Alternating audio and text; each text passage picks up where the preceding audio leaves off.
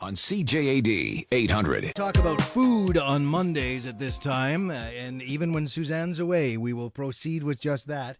Although I want you to know that I am sharing any food that should come our way, and it has, with Sheldon, who is in the process right now of once again chowing down, and Jasmine, who's being very polite and demure, and we're eating waffles. No ordinary waffle. We are eating Gaufrabec from the truck. Because the food trucks are an issue in this city, and Daniel Jones and Anissa Benamara are here, the co-owners of the Gaufrabec food truck, and they brought some food, but more importantly, they brought the issue to the table as well. And I wanted to talk to you two about things. First of all, Daniel, how is it going as far as the whole picture is concerned and this great test that we're doing this year? Hi, Rick. Hi. Hi, Rick. Well, things are going pretty good. I mean, it's a pilot project, and for sure we're going to run into a few snafus. But for the most part, I think we had a pretty good plan. The city put forth a pretty good plan. We have places that we know we need to be at certain times. Weather sometimes can be a problem, but for the most part, it's going well. All right. And this is no one's coming out from a restaurant and getting mad at you and asking you to move on or anything like that? It's all been quite never. civilized? Yeah, really civilized, and they're really nice with us, and they even say hello when you come down, but we are far away from the places for the food trucks are far away from the restaurant. Yeah. And the customers are really happy to be able to eat from the food trucks and to be nearby the office. I love these things. Just coming back from Vancouver, even in St. Thomas, Ontario, some of the smaller communities now are getting into this. Is a real trend. And I have to ask you too, Daniel, let's talk about the customers then. How have Montrealers been receiving this? Very well. From the get-go, they've been welcoming us. We often see the same people coming back. There's a few issues for sure, and things that'll get worked out, I'm sure, in time. But I think the public, we're ready for this. I think people were really happy to see these trucks roll in. Well, before I get into the tasty food and all this stuff, and I will, don't worry, I got that concern. I mean, it's I just have so many questions about this because I want to see this happen, but I want to see it happen the right way. If you can, Anissa, what are some of the issues? What are the things that are not working with this, and are you guys talking about it?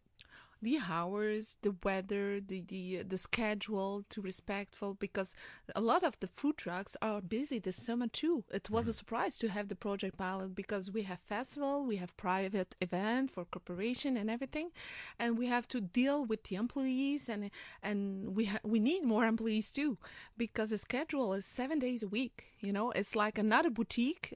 We have a boutique 6 days a week, and it's like to have a second boutique but 7 days a week. Normally, the food truck was used 2 years ago, last year, only for events and festival, and it's sometimes 2 days, sometimes 15 days, 2 weeks, like Just for Laugh. We just finished Saturday, and we're gonna begin Friday Osheaga too.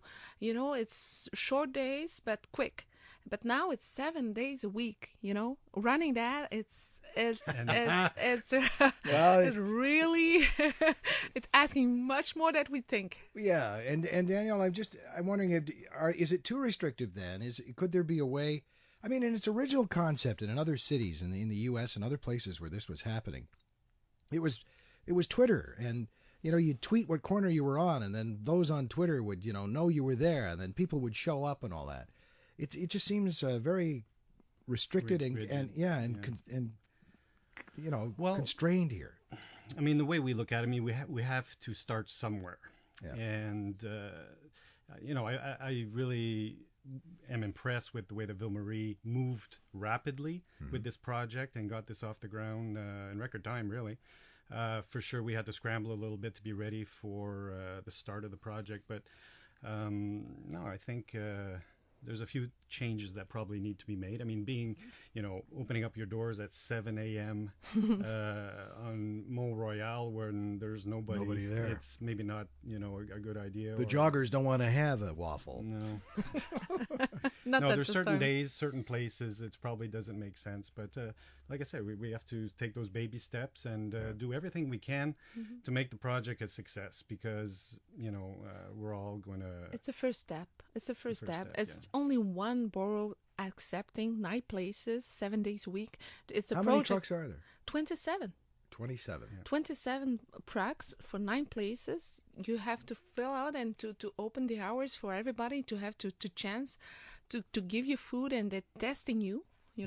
It's like a first boutique and a first. It's the same thing. And by the way, we're talking to Anissa Bonamar and Daniel Jones, and they're running the Gaufrabec truck. They've been in the talks with the city from the get-go in the negotiations. Have there been any run-ins with restaurants, Daniel, that you know of? No one's making formal complaints about this. Everybody seems to be okay. No complaints. Actually, the locations where the trucks are strategically chosen, where there's really no food offerings to begin with. Right. I think it was a smart thing. So nothing that I'm aware of in terms of restaurant owners getting upset. And having a place to like a kitchen where you make these, and we're going to talk about the dough that you make because your truck's amazing, and these things are amazing. I mean, I hate you already because I can eat the whole thing, and I'm probably going to have another one. But the having a kitchen to prepare these in, and that seemed to be a bone of contention to begin with. But I think you're all okay with that, right? Well, I mean, you want to make the food in the truck? You can't really do that, can you? No, I mean, there's certain things that have to be prepared in a proper facility. But we like all the other trucks try to do the best we can and have the operations outside the truck and and then bring into the truck the food and prepared for the customers. So, but we cook in the food truck.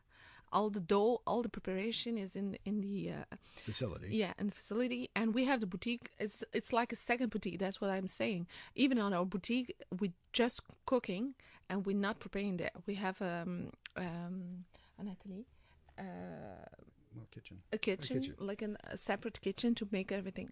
The only bump in the road that I heard about in this whole process too so far has been this truck where they were trying to sell not just coffee but cafe. And it was kind of a rolling cafe, and they didn't cut the grade, and they felt they weren't getting answers fast enough from City Hall. Have you found that it's been easy to communicate with City Hall and that you get quick answers to questions? We haven't had a problem getting rapid response from a few questions that we've had. Right. We're not privy to all the different criterions that they've used to choose or not choose certain trucks. Right. There were, I don't know exactly how, I think there was maybe over 40 applicants and, 42 applicants. And, they had their criterions to say who could be in the pilot project. Next year, perhaps another pilot project and a whole new slew of trucks will join in. Could the city, could they maintain 40 trucks, do you think? Or does that seem like a lot? I think much more. Yeah, I think even so. more. Next year, I think it's going to be much more than 27 food trucks. It's going to be trucks. colorful. And it's going to be since between April and October next year. So they're widening the time? Yeah. Would you ever see yourself running these things in the winter on snow tires? We asked for. Actually, that's a pretty good point because we've actually formally asked the city if we can continue up until Christmas, because our truck does stay on the road 12 months of the year. It's a truck that's winterized and has all the waffles are nice and warm. Exactly. I mean, everybody loves a warm waffle in November when we do Christmas market too. So we'll see. They didn't say no. They didn't say yes. It's like we'll see in September if that's something we want to do. We're going to keep busy. Yeah. We're trying to line up different opportunities to continue keeping the truck on the road for different type of private events or festivals or whatever it may be. All right. Through December, January, February. It is 2:20, the Rick and Suzanne show here on CJAD. Suzanne's back next week. It's summertime. We're running around on our holidays and everything. And despite the weather, the food trucks are out there. The grand experiment is going on. And I wanted to sit down with Daniel Jones and, of course, Anissa Bonamar. They're a couple, too, by the way. The Gaufrabec food truck is out there. They've decided this is what they're going to do together. And raise, 7 kids? Yes, sir. 7 kids and run a food truck from, all day long. 7 days a week. When do you guys take any vacation at all, if you can? And, all right, Daniel, first you, What's this been like then as a decision, and do you have any regrets? Definitely no regrets. I'm a professional engineer. I've worked in an office for a little over 20 years in high tech industry, and always wanted to start something. And the time was right, and this is what we decided to do. So it's fun to work hard, but it's rewarding because it's yours. I mean, it's something that you're really proud of because it's home. It feels like home for us. That's Dad's perspective. Now, Yeah. from Mom, as I shift things over to Anissa, again, 7 kids, and you guys you don't get a break from this because you have to. I mean, you're in it together. Yeah, we in together, and even me, I just go out from Hydro-Quebec to create our business together. But to pay my students when I was younger, I was working in a bakery between my 15 years and 22, and I love that, and I still love that now. And after 20 years administration and accounting, I stop and I says, no, that's not the rest of my life. We're raising our kids together, and we're gonna raise Gaufrabec too. That's 3 years now, and we love it. It's like cooking, take the garden, and it's like a baby from the beginning to the end. I'd love to know, Daniel, when the idea came and when you finally guys committed, because you've left good jobs to do this. Yeah. Well, the idea, I mean, it didn't happen, overnight. It's something that we talked about over a short period of time. And the fact is, her and I are very different. I'm technical and I see things, analytically. An engineer.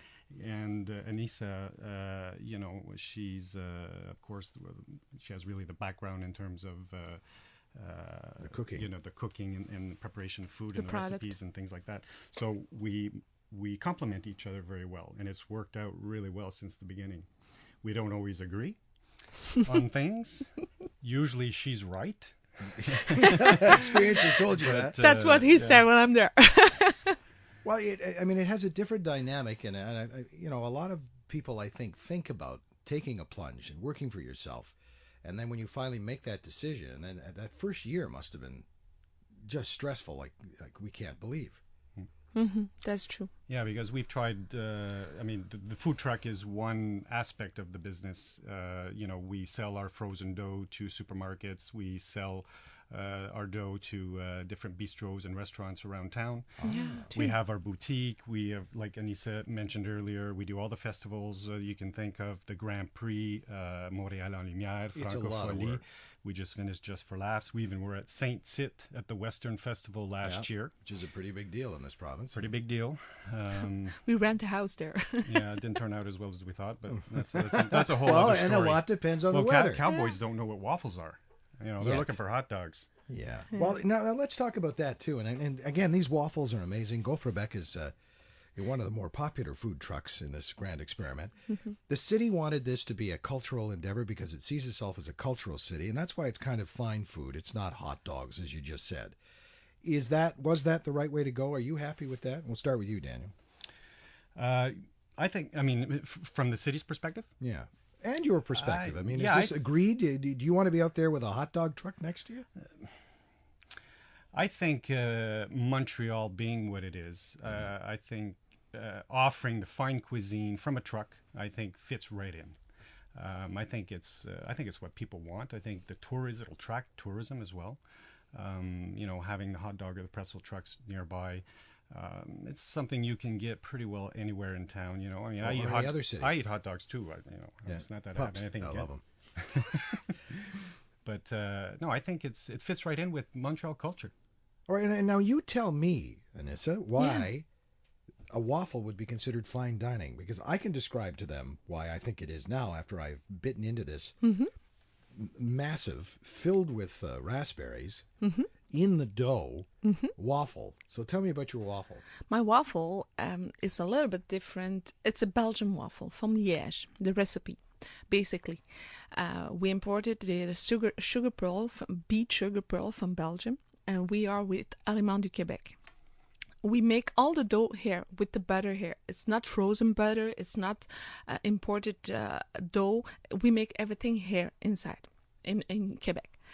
And the dough is different because I changed the recipe to be able to put savory inside the dough, like chocolate chips, like strawberry, frozen fruit. It's not a coulis, it's not confiture or jam or something like that. It's really frozen fruit that you can mix by yourself. Even at the boutique, you can mix by yourself the fruit that you want, like pineapple, coconut, and chocolate. You can do banana, almonds, and chocolate. You can mix whatever you want. And even for the customers that they can hear it, we sell the dough since March in supermarkets, in the frozen dough in supermarket like Marché à Denis, and people sending us the email and says, my God, you do my day Sunday morning. I just have like a little waffle maker. I do 3 minutes and all my kids are happy. I don't have to open the oven and to heat it like at 200 temperature. Just a little waffle maker.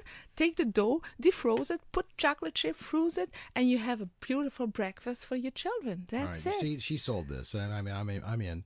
That's going to be a success. But the city also wants this to be a success, right, Daniel? They're not being anal about this. They're not being negative. They want it to work. No, I know that because I'm sorry. The product that we use, they control the product that we're using too. There is no additive, no lecithin de soja. There is no conservative, no colorant. They asking for real product that we basically made from A to Z, and that's the rest of the food trucks too. It's not like we buy the chicken and everything. They buy all the product by themselves to the market from the directly from the furniture. Yeah. Yeah. I mean, it's not just us. It's every food truck has their own story. But they have to do everything from scratch. It's all homemade stuff. The Whether city clearly wants this to work. So that's why we want to touch base from time to time and do the updates. And I want to thank you both for coming in, Daniel Jones and, of course, Anissa Bonamar. And Gaufrabec is the truck and the product, too, and they are amazing waffles. Are you loving us now? Oh, my God. Thank you. No idea. I'm going to enjoy a little bit more of that. This is the Rick and Suzanne